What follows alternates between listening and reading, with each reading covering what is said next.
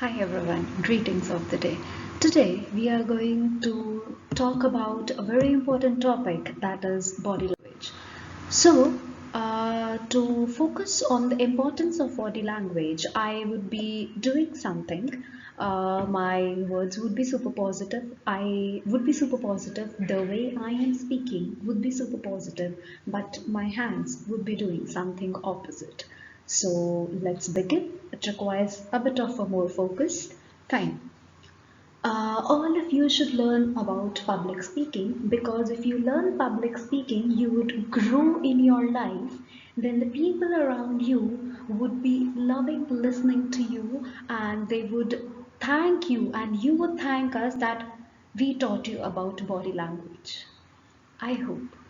Now you realize, like, what I was doing with my hands, what I was doing with my facial expressions, and what I was speaking. I was actually talking about the importance of public speaking, but my actions were completely in opposition to that. So I hope this summarizes the entire thing, that why non-verbal communication, that is body language, is really, really important in your life. You do not speak just with your words, or you do not communicate with your words. You actually communicate with your hands, with your body, with your expressions, with your gestures, with your sitting postures, with your standing postures. So that's how body language has a great importance in our life. To exemplify that, let's discuss one question. It is generally said, actions speak louder than words. So, is it true that actions really speak louder than words? I'll give you an example. I meet a person on the road. The one person who is very happy says with me hi with a smiling focus, with an open body language. And similarly, I would be communicating, I would be wishing him the same way. Whereas I meet the other person who is dejected, who is sad, doesn't want to talk, and is spreading negative body language. Would I be interested in talking to him? No. Why? Because I would initiate discussion, or I would initiate talking to the person who is giving me open body language, or who is actually talking to me with his body and with his mind completely focused. And it is rightly said, when our verbal communication conflicts with what we are doing by our hands or by our body, the person sitting in front of us only takes non-verbal communication and rejects the other one. So we have four categories of non-verbal communication: aesthetic, physical, signs, and symbols. Aesthetic body language is a kind of a body language, or a kind of a non-verbal communication, which we see in the theater, or we see the real life music, dance, theaters, art. Any expression of an art form is defined as aesthetic body language. And the other kind of body language is our physical communication, that we use in our daily life through our social interactions: smiling, frowning, winking. Whatever expressions are involved in our daily life is a part of physical communication. The next one is signs. Now, signs, I hope you must have heard about the people who are not able to speak. They communicate with the signs, right? So we have signs that include signals and are used to display a message which we cannot display through verbal communication, or which can enhance that meaning. The last one is symbols. Symbols like, for example, how do you judge the social status of a person? The way he or she is dressed up, the number of cars he has, the way, the amount of jewelry he or she is wearing, right? So all the material objects that complements your social status are called as symbols. And as per the thorough research done on it, physical communication is the most common form of nonverbal communication, because this is the one which helps in transmitting our feelings, our attitudes, and our overall message to the audience sitting in front of us. Adding on to these four messages, specifically the physical communication, we have six universal human emotions that you are all aware of. Happiness. Now, when I'm happy, I'll be showing it with my body language that, yay, I have achieved this, I have achieved my heights, or I have achieved my dreams. Anger, don't you dare to do that. Don't you dare to create indiscipline. Now, my expressions and my words match and reflect that I am angry, sadness. I am like, I do not want to talk because I am not feeling good and I am sad about the loss of my grandfather, and I am not able to bear that loss. So my face shows that I am sad. Next comes envy. There are people talking, everybody is having a partner, everybody is talking, and I am being jealous. So the envious expression would be like this, visible fear when I'm scared of something. No, please keep this away from me, keep this away. Why? Because I am scared of that. And love being the last emotion, but the most important and spread out human emotion is love. When we show our emotions to our partner, to our children, to our students, right? So that is how we say that love communicates and comes from within. Now, all these emotions and our body language communicates a message in our four different ways. It can repeat the message. For example, my words and my body language matches. For example, that's great news means I am happy. So it is adding on and repeating. My actions are repeating that message. Now, another kind is just contradicting that message. I am not good. If somebody asks you, are you fine? I am saying, I am fine.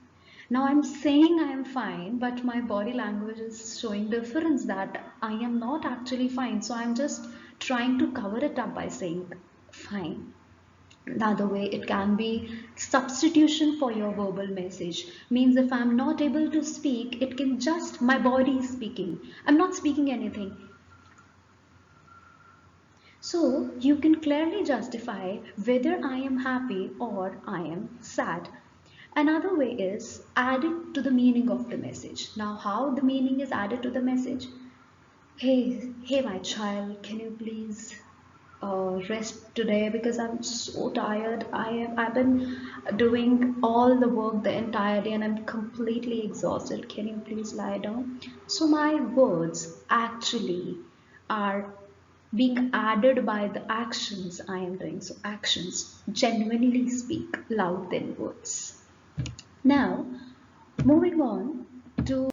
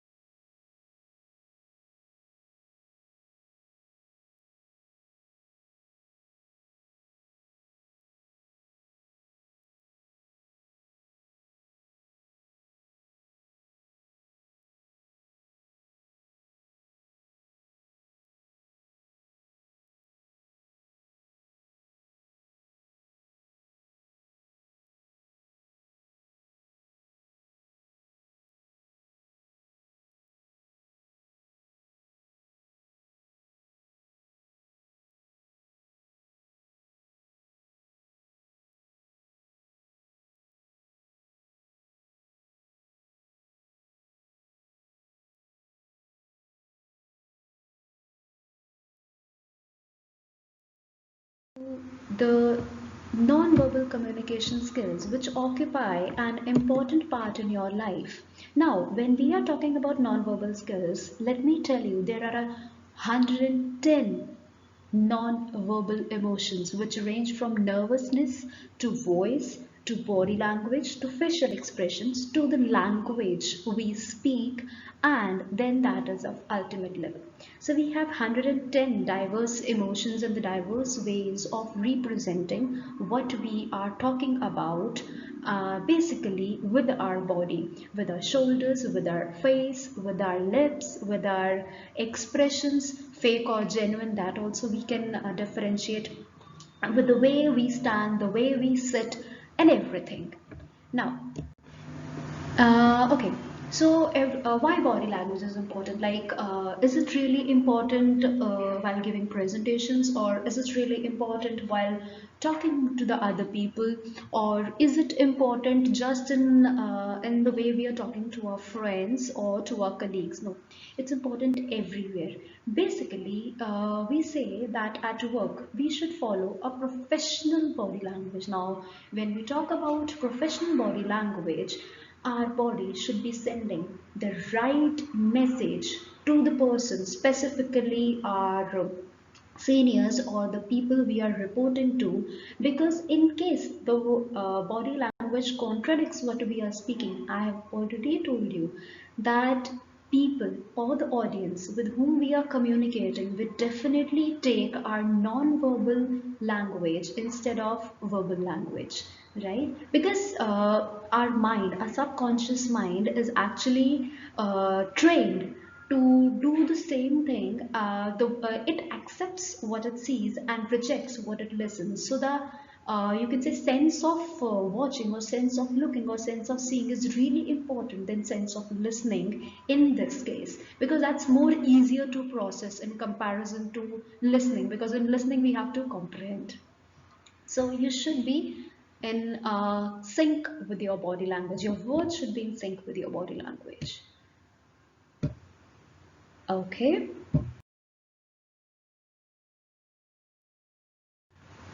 Okay, now let's discuss about the importance of pause.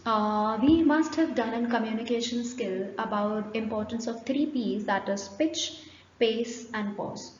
So pitch and pace were discussed in communication skills. So let's have an example of pause. Here I'll be giving you one example as it is visible to you in front of screen in your screen. I'll be taking a 2-second pause in the first two examples and a 1-second pause in the next example. So you would see if I do not take pause, right? And if I take pause, the meanings are entirely different. Let's come up to example. How many of you know that thanks to me, my colleague is expecting hike in her salary? Now, if I remove the pause, how many of you know that thanks to me, my colleague is expecting a hike in her salary? Now, with the one flow, this is a question put in front of other people that she is expecting a hike in her salary. But with the pause, I'm adding humor that during this time she is expecting a hike in her salary, right? So that changes the entire meaning. So a pause of 2 seconds can add to the humor, or can you can say can take up humor. So you must have watched the comedy serials or the comedy movies. What we focus more on the timings. So how people connect the timings, like that's the pause, that's the usage of particular words when is added to the humor that adds to the meaning of the message. Let's come up to another example. Yesterday, I realized that my girlfriend is hot tempered. Now, there's a difference when I full stop or when I pause it hot and when I say hot tempered. All right, you can differentiate by saying, yesterday I realized that my girlfriend is hot tempered. Now, hot tempered when said, so I'm just giving a statement, but when I added a pause, I added double meaning to it, right? So that's how pause is really important in the speech. We should know where we are putting a pause. So you have different symbols of punctuation in English, we have comma, we have full stop, we have semicolon, we have varieties to add on to the pause. Let's move up to the next thing. Okay, whenever we communicate with the people, we should remember in which zone we lie, because that's really, really important. You or I do not want to jump in similarly from one zone to another zone. So you should know in which zone you guys lie in the other people's life. So let's begin with the first zone, that is, I'm beginning with the most closest zone, that is the intimate zone. So the intimate zone is the zone where I would allow my partner or my parents or my family to come up to. The safe zone is the personal space zone where I would say my friends, my colleagues, but a few of my best friends would lie in my personal zone. My social zone is basically divided into two categories. One in which my all the hi hello colleagues or hi hello friends would lie, and the last one is a stranger zone. In the stranger zone, you pass by many people every day, but you do not say hi to everyone, right? So that is a stranger zone. So you should know whether you lie in a stranger zone in somebody else's life or in the personal space. So so let's see. Okay, now here is the positive approach to differentiate between that. Now when we are eating or drinking in the office or with the friends who we have just started friendship with, so we should be in our social zone. In a social, I'm not talking about social distancing, obviously a social zone, a distance, a better distance should be made. And this would be a very negative approach if we try to jump into the intimate zone of a person without the permission of the other person. And greeting each other should also lie in the social zone and not in the intimate zones. Please remember that intimate zone is only for the parents, for the family members, and for the spouse, not for anybody else. Okay, now let's begin with the do's and don'ts of body language. To illustrate what is positive body language, let's have a look at this video. Where here we'll be discussing three main emotions, that is eye contact, posture, and facial expressions. Okay, so here there are four kinds of people: one who is sad, another who is happy, the third one who is shouting, and the fourth one who is saying no, confused, excited, mad. Now what happens in your official life is, because when you're surrounded by the negative emotions, you would be completely go crazy because your excitement would go in vain. So that is why you should be very careful with which kind of people you are surrounded with. Okay, who would you like to approach, the first one or the second one? Obviously the first one, because he has open and straightforward posture, upright and tight arms, and seems to be happy in comparison to the other person. Who would you like to talk to? The first one, who has a welcoming body language, or the other one who says, I'm confused what we should talk about? Obviously, the first one who is looking at me, who is welcoming what I am speaking, right? And seems more of a victorious kind of a person. Fine? Okay. Let's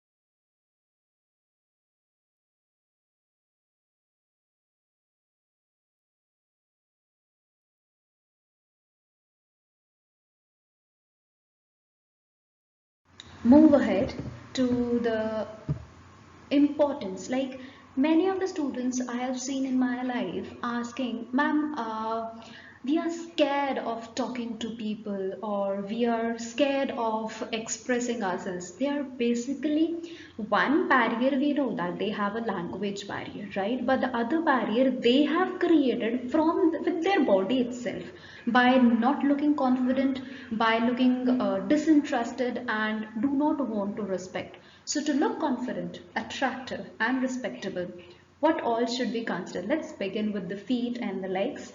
Our feet and legs should be shoulder width apart, right? And it should be, the toes should be pointed towards the person we are speaking, because when we are like this, closed body language refers to the lack of confidence and fear. Remember somebody hitting you, you do like this. When you do like this means you are scared. So the closed body language reflects fear, scare, and lack of confidence, whereas open body language is relaxed, totally opposite, smiling, comfortable.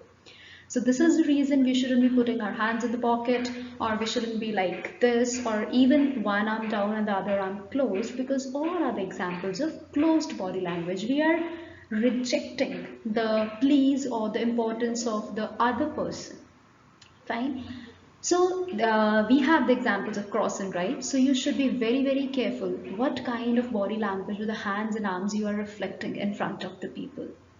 Now, our chest area, where most of the people have an issue with this, because they stand like this with the droopy shoulders, or I would say like this, means our spinal cord is bent, whereas and chest or the stomach is caved inwards. Now this is caused because of our constant sitting in front of computers or laptops in the system. So you should be standing with your arms straight, neck in line with the body, and your spinal cord erect, because the way you stand reflects confidence. You should be facing forward, not like this, not like this, or not like this, but forward, straight, not even downwards.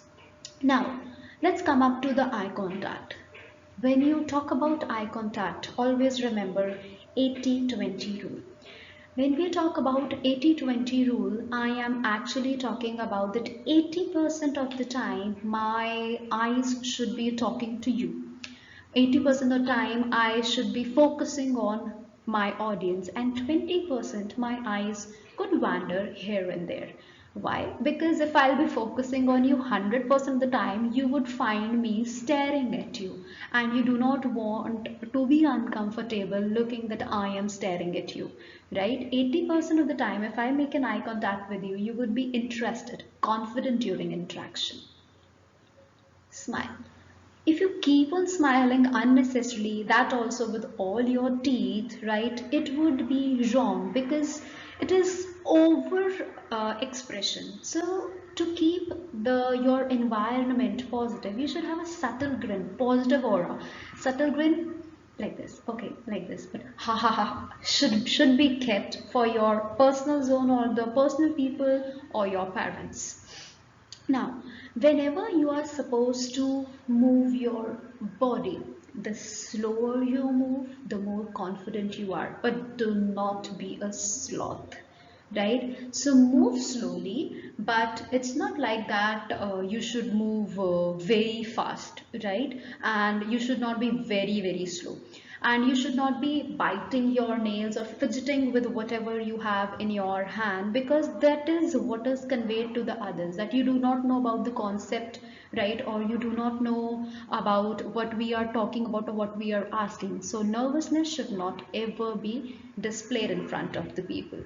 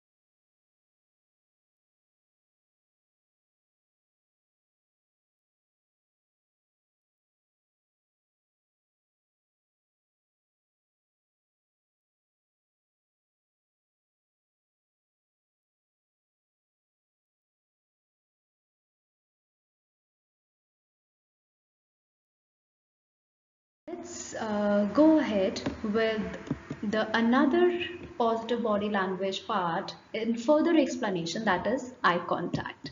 Now, when you talk about eye contact, we have five moments with our eyes. Five moments in the sense when we are happy, wow, you could see my eyes dilating.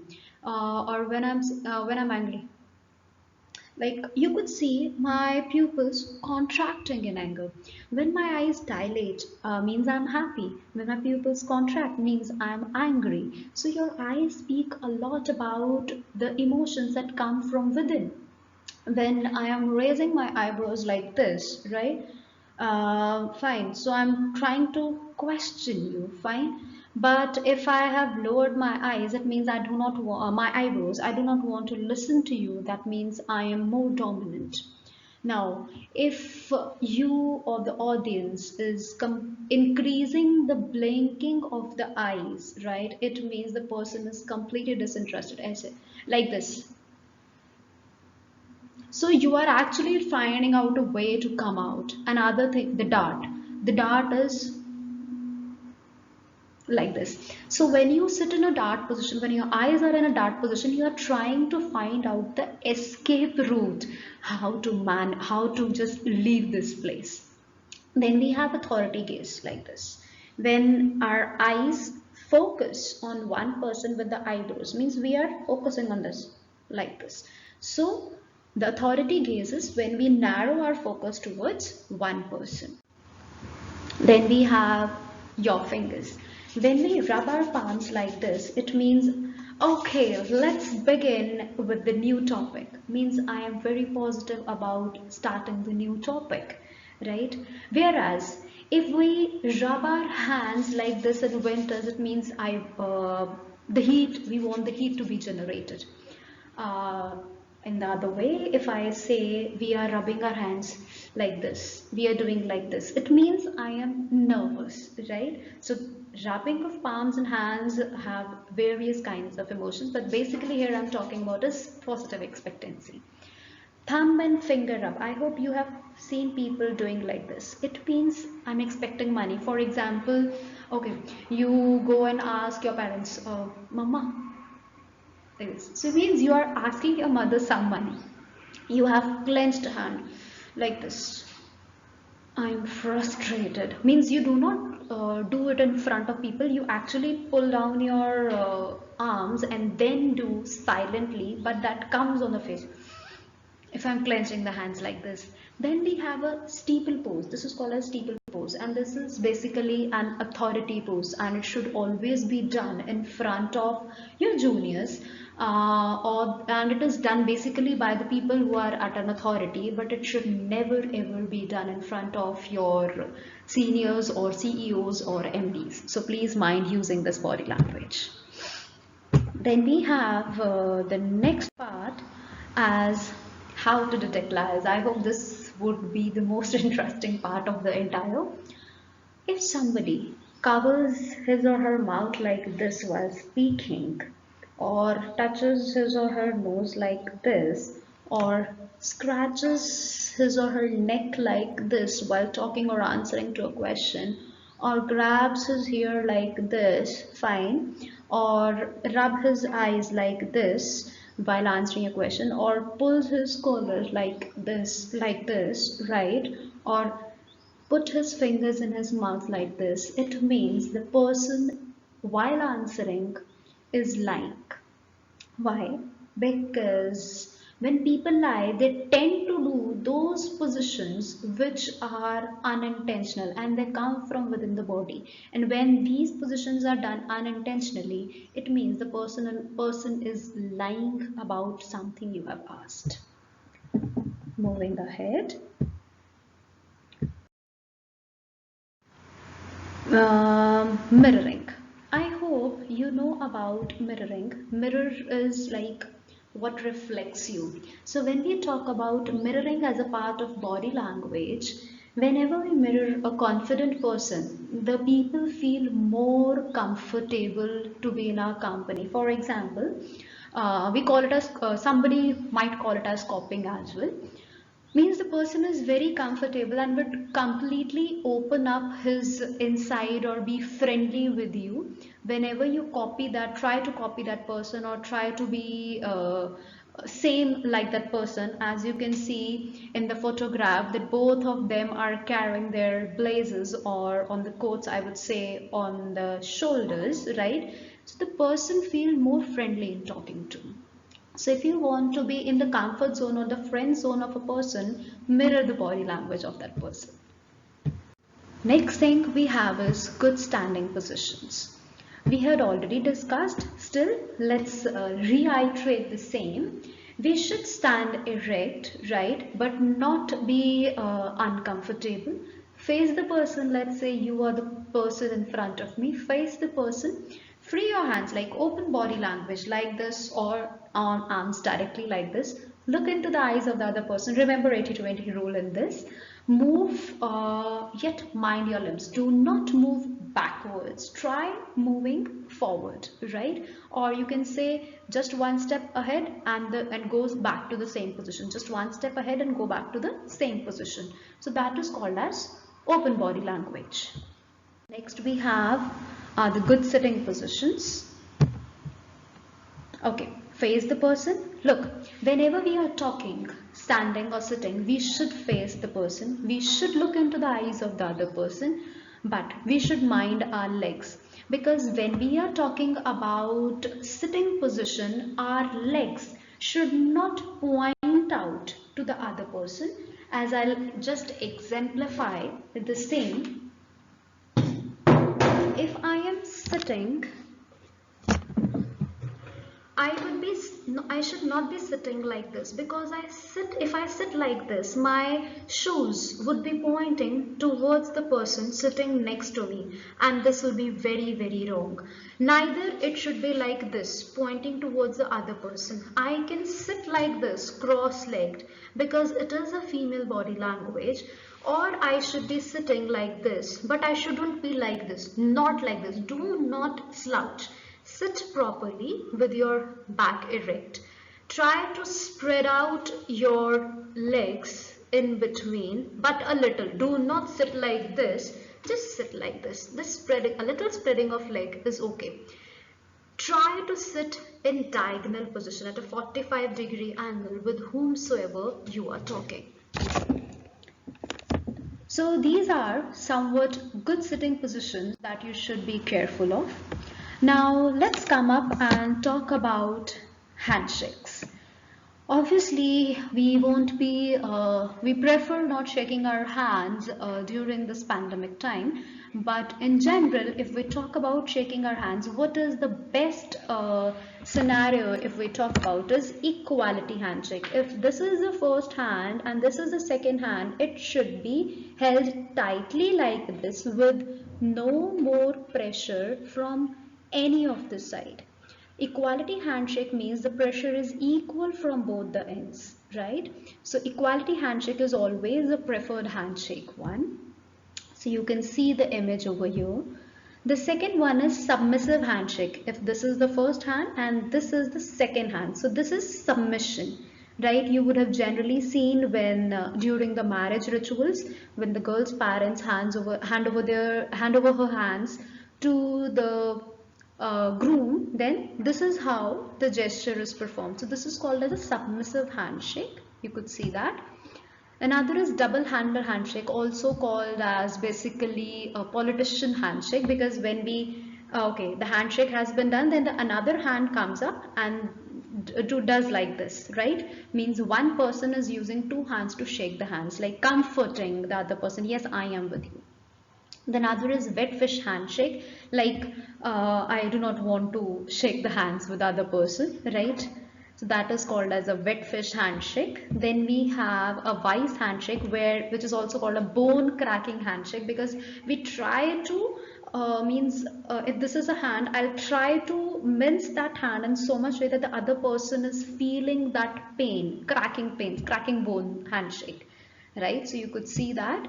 Another is a fingertip handshake, where we just give a handshake for a formality's sake. Okay, like this. Fine. So we are just shaking our hands for a formality.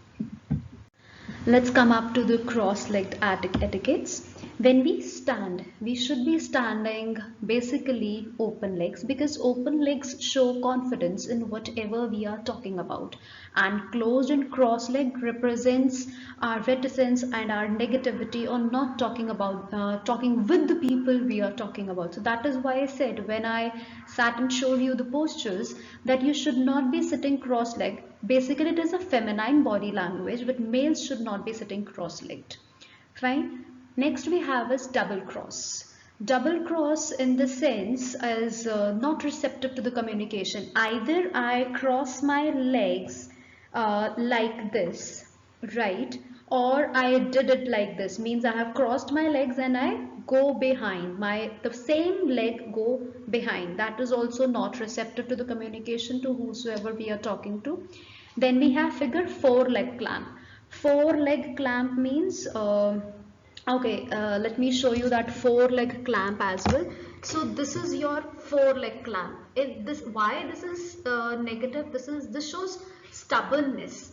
Stubbornness means I want to do this thing. मुझे तो ये करना ही kind of attitude, and this shows negativity because this is the way we are sitting and we are showing our shoes pointing towards someone. You remember your parents saying your feet should not be pointed towards the food because we worship the food we eat, right? So similarly, we should not be negative and we shouldn't be stubborn with the people, and we should not be making this four leg clamp. Then we have the ankle lock. Ankle lock happens when the person is trying to hide some negative emotions. Ankle lock is like this. Your ankles means if this is the first leg and this is the second leg, I am from first I'm locking the ankle with this leg like this, right? I'm standing basically properly on this leg, and the other leg toes are pointing down. So that is called as an ankle lock, and that is also a very negative body language because in this way we are hiding the negative emotions. Let's talk up to the appearance and clothing, obviously. Now this was all about body language, but body language plus your clothing is something which is reflection to the world. When people don't know you, what they look into you is how you look. Your dressing sense for 5 seconds is your first impression on the people who do not know you. So appearance alone, I won't say doesn't make the speaker, but it does definitely determine the image audience for the first 5 seconds forms of you. So dress the way you want your people to perceive you. If you want your people to perceive you professional, please dress professionally. If you want your people to perceive you casual, dress up casually. Obviously, dressing up a woman dressing up in a business suit and going to a wedding would be a completely awkward because that is a casual occasion, not a formal occasion. And similarly, if I say a girl dressed up in a lehenga comes for a meeting, would be a complete opposite in nature. So your appearance should suit that particular event. Dress the way you want your audience to perceive you. Okay, be aware that your clothes can reflect high authority image or neutral image, or I would say a low level of image. If so, remember one golden rule: if you always dress up according to the situation, number one. Number two, always dress up slightly higher than your audience, right? If your audience is students, right, obviously they would come in casual, so you should be dressed up in formals, right, or at least semi-formals, not in the casual, so that there should be a differentiation between the students and the faculty. And next thing is, a key guideline is to never dress less formally than your audience. It means either you should both be dressed equally or you should be dressed a tone higher than the other people. And obviously stay true to who you are. Your honesty is basically the reflection of who you are. Now when we walk, We should hold our head high, not high in arrogance, but high in confidence. Look forward and not to the ground. Move your shoulders naturally, like we walk like this, so move it naturally. Keep your chin parallel to the ground. Back straight and not like this or not like this, right? Gently tighten your stomach muscles. I'm not saying hold your breath, but just tighten your stomach muscle. Swing your arms and freely. Let them move freely. You do not move, let them move freely. Walk smart, rolling from heel to toe, and not like rubbing your, I would say, shoes with the ground. Five important aspects your body language should always convey is confidence, right? Body language should reflect confidence and it should be non-defensive. To the seniors or to the students, it should be non-defensive. Body language should not show any kind of dominance. Any kind of dominance is always rejected. And we have always seen, I have shown you the difference between the disinterested and the interested body language. So you should always have an open body language which shows interest. Closed body language like this or like this shows disinterest or dominance. And your body language should always be approachable, means people come to you without any kind of hesitation. Okay, so whenever we are supposed to send the right messages with our body language, it is to learn body language step by step, right? Because it is an unspoken communication, so you need to learn a little bit.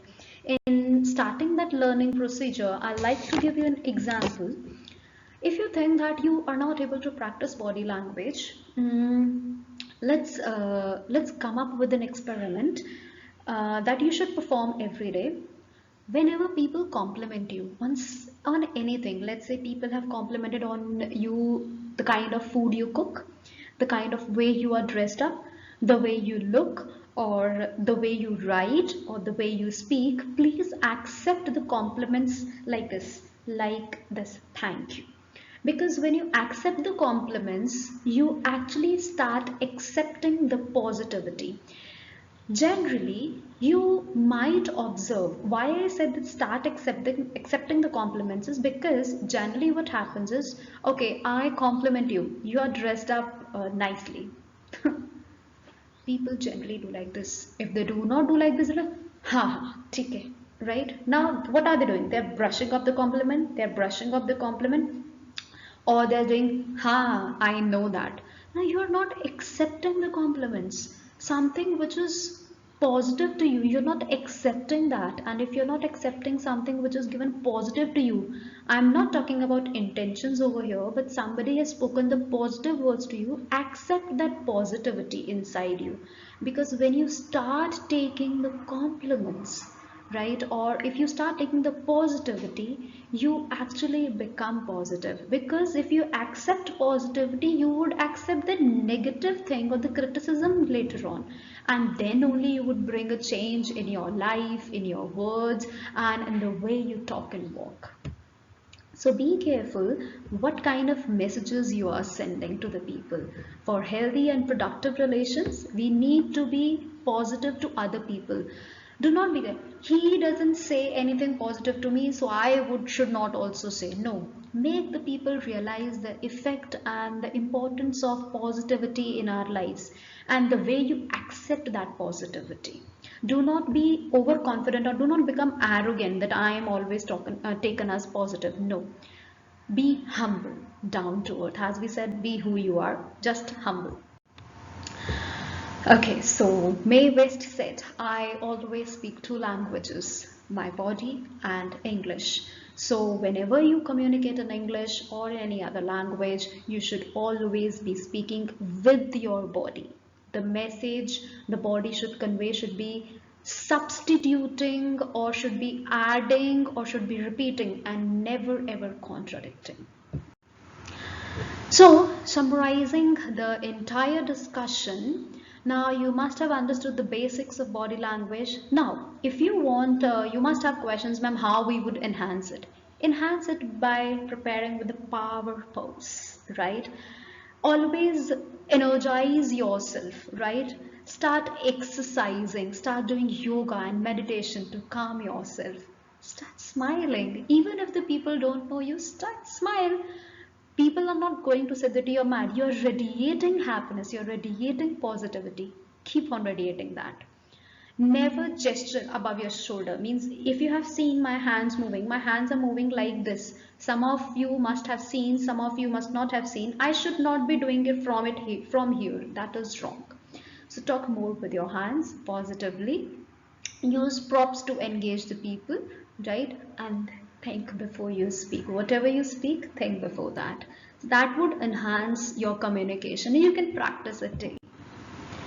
Now, after going through the entire session, I hope you should be able to answer the questions like what are the good sitting position, should you sit or stand with your droopy shoulders or not, or what does rubbing of palms signify, what do you mean by folded arm gesture, what are the 5 aspects your body language should reflect, what are the do's and don'ts of body language.